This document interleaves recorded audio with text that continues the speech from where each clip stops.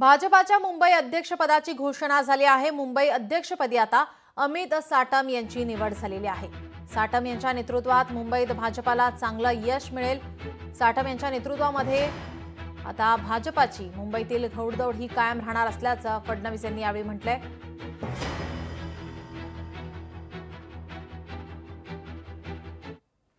श्री अमित साटम जे आमदार आहेत, 3 वेळा आमदार म्हणून निवडून आले, त्यापूर्वी नगरसेवक म्हणूनही काम केलेलं आहे आणि भारतीय जनता पक्षामध्ये एक प्रदीर्घ अशा प्रकारचा त्यांचा कार्यकाळ राहिलेला आहे।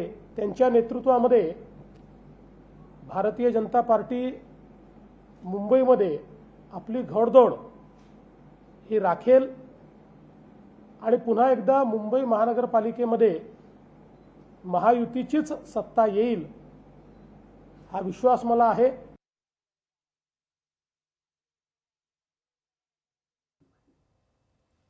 अमित साटम यांच्या नावाची घोषणा झालेली आहे। त्यांचं नाव आघाडीवर होतं, दरेकर आणि त्यांचं नाव आघाडीवर असताना आज मुंबई अध्यक्षपदाची निवड झालेली आहे।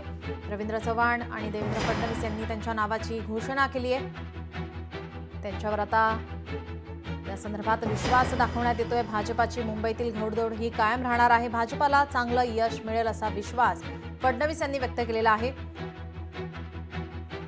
निवडणुकीमध्ये मुंबईत भाजपाचा झेंडा फडकणार। अमित साटम 3 वेळा आमदार, भाजपात प्रदीर्घ कार्यकाळ। अमित साटम अभ्यासू आणि आक्रमक नेता आहेत असं वक्तव्य फडणवीस यांनी केलेलं आहे।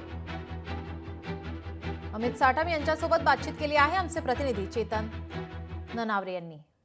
आशिष शेलारनंतर आता आक्रमकपणे सातत्याने ठाकरे गट असेल किंवा काँग्रेस असेल त्यांना अंगावर घेणाऱ्या अमित साटम यांच्यावरती आता अध्यक्षपदाची जबाबदारी सोपवण्यात आली आहे। सर, अध्यक्ष म्हणून पहिली जबाबदारी काय असेल, पहिला विजन काय असेल?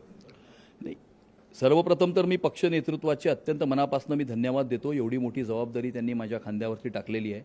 भारतीय जनता पार्टीचा प्रत्येक कार्यकर्ता हा मुंबईकर जनतेच्या दरवाजावरती जाऊन मुंबईकरांचे आशीर्वाद घेईल आणि मुंबईच्या महानगरपालिकेच्या निवडणुकीमध्ये महायुतीचा महापौर मुंबईकरांचं स्वप्न साकार करण्याकरता, निवडून आणण्याकरता आम्ही सर्वजण मिळून अथक परिश्रम करू। महायुती म्हणून येणाऱ्या मुंबईच्या महानगरपालिकेच्या निवडणुकीमध्ये 150 पेक्षा जास्त नगरसेवक हे निवडून येतील आणि महायुतीचा महापौर हा मुंबईकरांचं स्वप्न साकार करण्याकरता मुंबईचा महापौर निवडून येईल। मुंबईचा विकास जो गेल्या 11 वर्षामध्ये मोदी सरकार आणि देवेंद्रजींच्या नेतृत्वाखाली या मुंबईने पाहिला, मुंबईची सुरक्षा, मुंबईचा रंग बदलण्याचा प्रयत्न जर कोणी करणार असेल तर त्या सर्व प्रयत्नांना आम्ही हाणून पाडू आणि मुंबईकरांना भ्रष्टाचार विरहित प्रशासन देणं, हे 3 मुद्दे आमच्यासाठी प्रायोरिटीचे असतील। कुणी एकत्र येत आहे किंवा एकत्र येत नाही हे महत्त्वाचं नाही आहे। गेल्या 11 वर्षामध्ये मुंबईकरांसाठी सातत्याने प्रयत्न कोणी केले, मुंबईकरांचं जीवन बदलण्यासाठी कोणी काम केलं,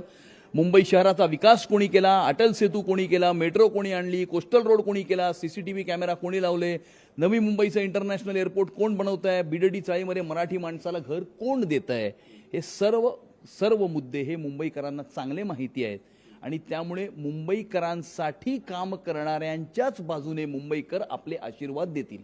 धन्यवाद आमच्याशी बातचीत केल्याबद्दल। हे होते अमित साटम आणि एकंदरीत मुंबईकर हे मुंबईकरांसाठी काम करणाऱ्यांच्या बाजूने उभे राहतील। कोण एकत्र येतं त्याच्याशी आपल्याला देणं घेणं नसल्याचंही त्यांनी स्पष्ट केलं आहे। त्यामुळे दोन्ही ठाकरे जरी एकत्र आले तरी भाजप आता त्यांना आव्हानाला सामना करायला तयार आहे असंही त्यांनी सांगितलं। कॅमेरामॅन विनोद नाईकसह मी चेतन नावरे, मुंबई।